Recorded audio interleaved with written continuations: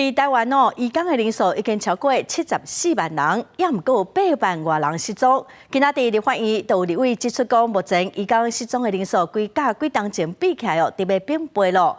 移民署嘛提醒讲，对查失踪移工的卡手确实是无啥高。Hello， 你是台湾人吗？这个穿乌衫的查某人，两手摸喺胸坎，徛伫咧积分站外口。新北市警察看这情形去解问，结果发现伊是失联的移工。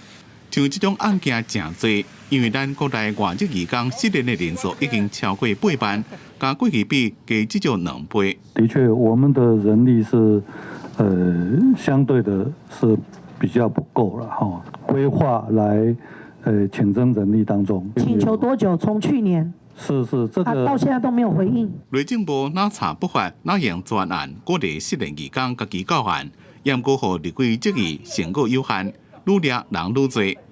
移民署也讲，因即马骹手无够，追查有困难，也毋过要立委认为移工的逃走甲中介有关系。中介费，我想是最大的一个源头之一，所以这个有没有办法去跟他们去做讨论？我们失联移工查例之后会有像收容遣返一些相关费用，这个部分现在目前几乎都是用我们自己的一个相关经费来支应。那这一部分我们希望未来要产生一个连带的一个效果，让外国中介有这样的一个承担。伫台湾的外籍移工人数有几60万，伫咧做制作业、家庭照护等工作。李伟讲，移工人伫咧沟通上有困难，是引起因逃走的原因之一。